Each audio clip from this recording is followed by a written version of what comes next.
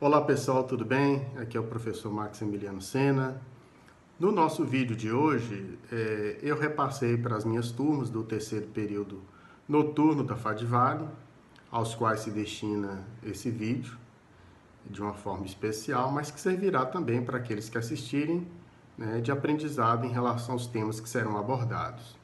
Eu repassei para as minhas turmas uma atividade abordando temas como constitucionalismo, histórico das constituições, os fundamentos do Estado brasileiro, né, na forma de assertivas para eles pesquisarem se a assertiva é verdadeira ou falsa e fundamentarem o porquê, né, da assertiva ser falsa ou verdadeira. Então, nós faremos hoje um vídeo com a correção dessa atividade. Tá? Então, eu vou ler os enunciados e a partir daí nós vamos realizando uma explanação sucinta acerca da temática, ok? Então, a primeira assertiva consiste no seguinte: o constitucionalismo é um movimento jurídico, político e social que tem por objetivo impor limites ao Estado como forma de garantir prestações materiais às pessoas hipossuficientes. Então, essa assertiva ela é verdadeira ou falsa? Ela é falsa, porque o objetivo do constitucionalismo não é garantir prestações materiais às pessoas hipossuficientes.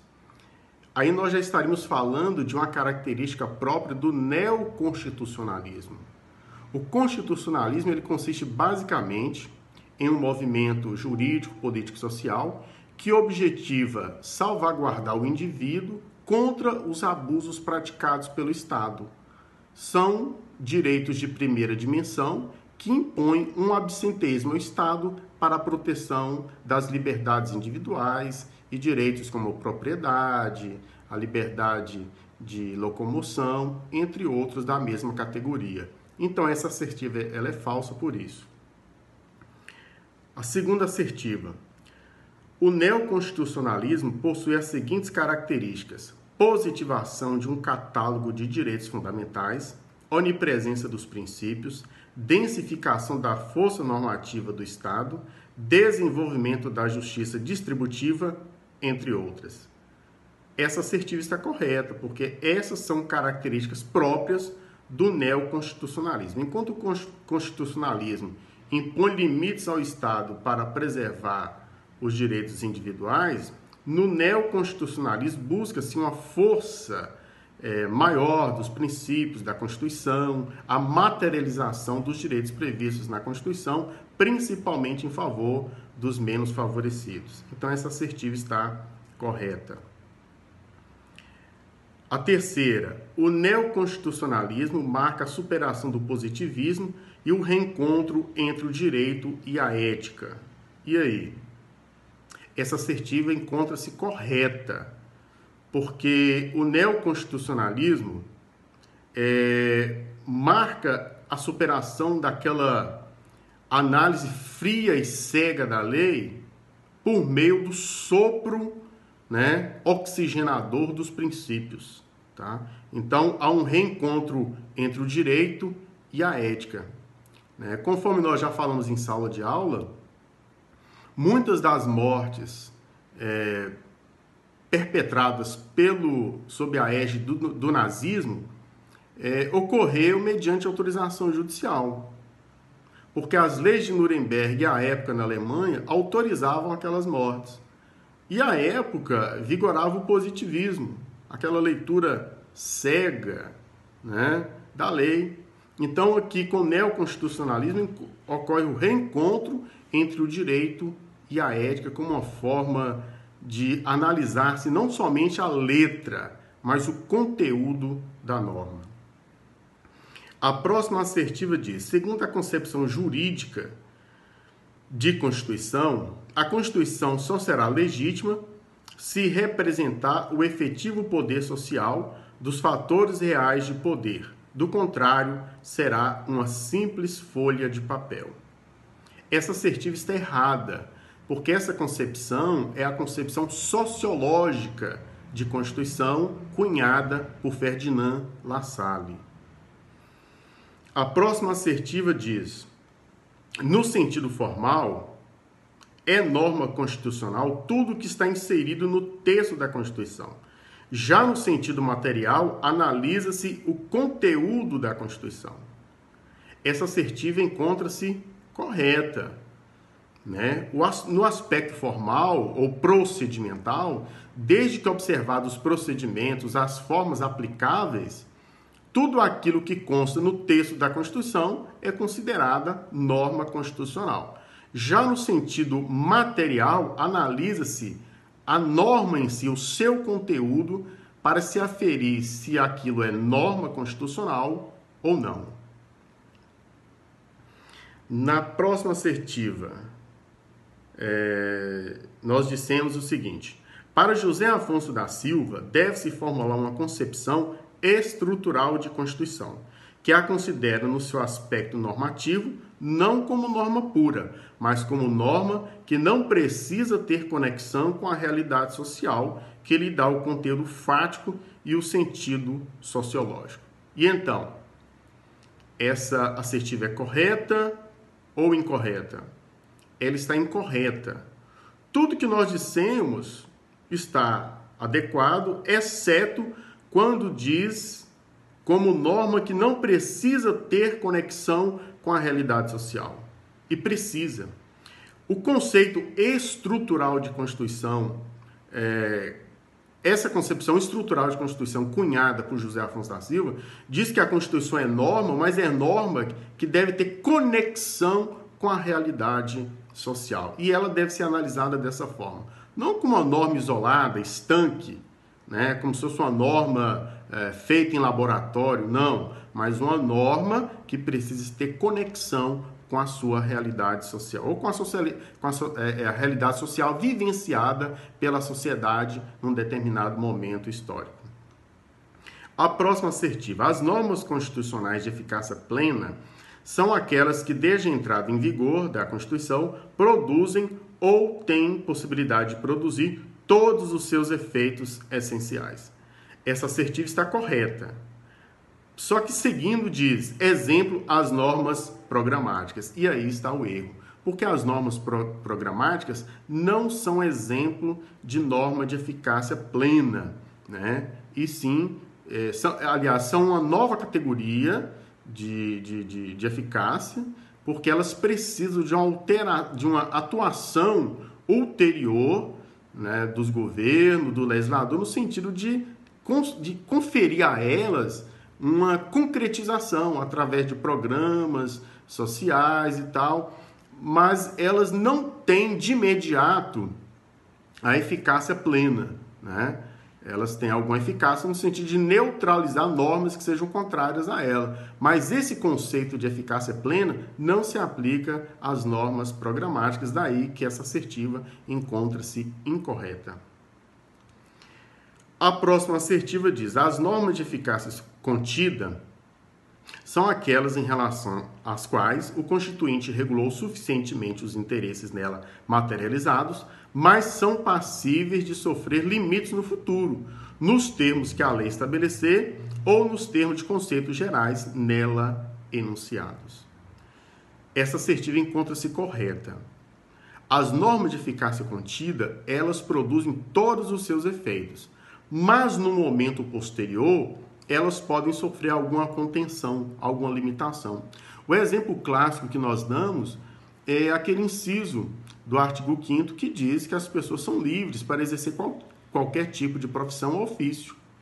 Agora, se uma norma posterior vier a regulamentar aquela profissão, as pessoas terão que observar aqueles limites estabelecidos. Enquanto esses limites não forem estabelecidos, as pessoas podem exercer aquela profissão livremente. A próxima assertiva diz o seguinte: as normas de eficácia limitada necessitam de atuação ulterior do legislador para que possam surtir os efeitos desejados. Exatamente, né? As normas de eficácia limitada, se não ocorrer uma atuação posterior ou ulterior do legislador, elas vão carecer de uma eficácia abrangente ou concretizadora naquilo que foi a vontade do Constituinte. A próxima assertiva diz o seguinte: há normas constitucionais que não possuem nenhuma eficácia ou efeito, como, por exemplo, as normas programáticas.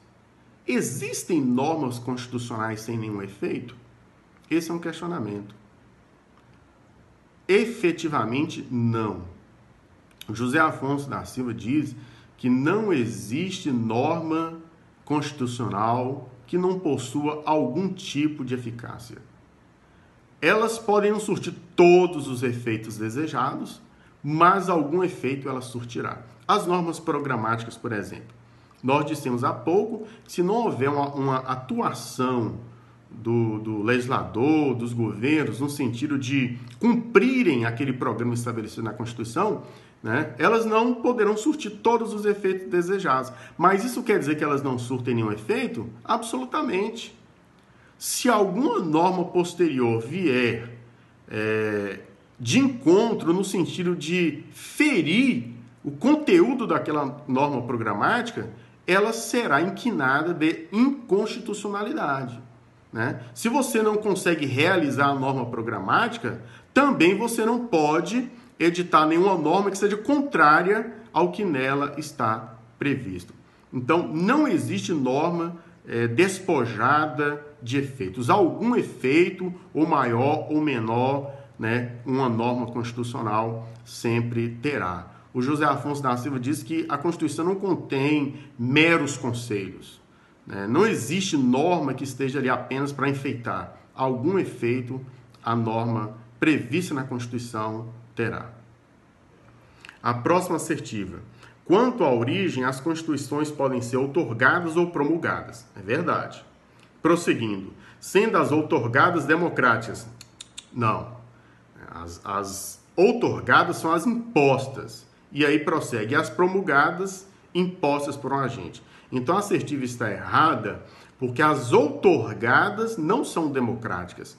As outorgadas são impostas, né? E as promulgadas são aquelas democráticas, né? Então, por isso que a assertiva está equivocada. A próxima assertiva diz: Constituição é o nome iuris da lei fundamental promulgada, democrática e popular. Carta já é o nome da Constituição outorgada. Essa assertiva encontra-se correta. Muitas pessoas dizem a Carta de 1988 e tecnicamente não é adequado. Porque carta é nome de Constituição imposta, não democrática. Já o nome Constituição é o nome que se dá à lei fundamental promulgada, né, democrática e popular. Então não é adequado se referir à Constituição de 1988 como carta. Né? E quando se diz Magna Carta ou Carta Magna, fica menos adequado ainda, porque Magna Carta é um nome próprio específico de um documento de 1215, né, editada pelo rei João V na Inglaterra.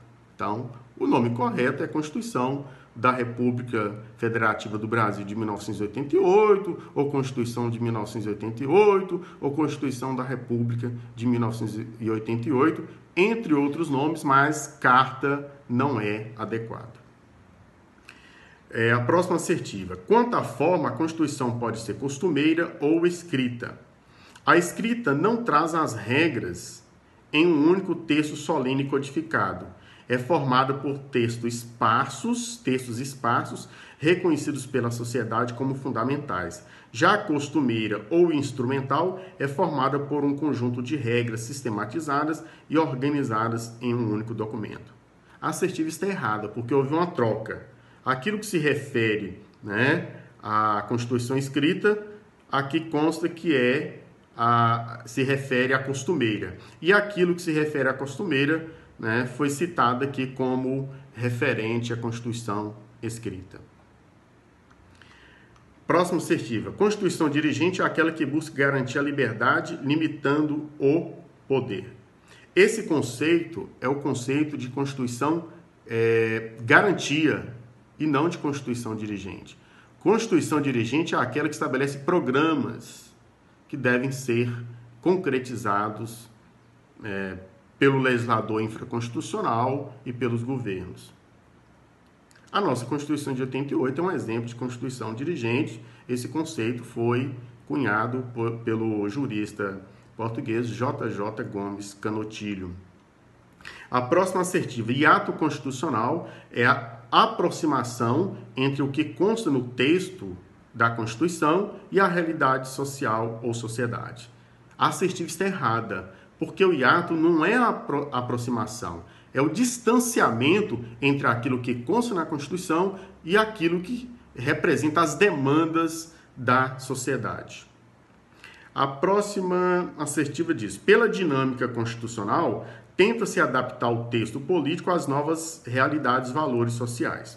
Se inexistente essa dinâmica, pode-se dar aso ao hiato constitucional, que é a coincidência entre o que consta no texto da Constituição e a demanda social ou revolução armada. Essa assertiva está equivocada, porque o hiato não é a coincidência entre o que está no texto e a demanda social, que nós falamos anteriormente. Pelo contrário, o hiato é o distanciamento entre o conteúdo da Constituição e a demanda da sociedade. Próxima assertiva. Na mutação constitucional, o texto da Constituição é alterado por meio de emendas constitucionais para atender às novas demandas da sociedade. Essa assertiva está errada, porque na mutação constitucional, o texto ele é preservado, ele é o mesmo. O que é alterado é a interpretação acerca da Constituição. O texto permanece o mesmo, a alteração ocorre na interpretação para atender às novas demandas da sociedade. A próxima assertiva são características do poder constituinte originário. Inicial, autônomo, limitado juridicamente e incondicionado. A assertiva está incorreta apenas quando diz que o poder constituinte originário é limitado juridicamente, porque, na verdade, ele é ilimitado juridicamente. Na próxima assertiva, o poder constituinte originário é transitório, ou seja, uma vez manifestado e concretizado, deixa de existir. Essa assertiva está errada. O poder constituinte, ele sempre vai existir. E a qualquer momento, se nós constatarmos o chamado momento constituinte, ele poderá aflorar. Ele pode deixar de se manifestar, mas nunca de existir. Próxima assertiva, o poder constituinte derivado é criado e instituído pelo poder constituinte originário e neste encontra a sua fundamentação. A assertiva está correta. Próxima assertiva, o poder constituinte derivado, decorrente, traduz o poder que os Estados-membros possuem de elaborarem as suas próprias constituições. Exatamente, esse é o conceito de poder constituinte derivado decorrente, que é o poder que os Estados-membros têm de elaborarem suas constituições. Próxima assertiva, constituição e limitação implícita ao poder de reforma da Constituição, a proibição da teoria da dupla revisão, ou seja, a primeira revisão acaba com a limitação expressa e a segunda reformando aquilo que era proibido.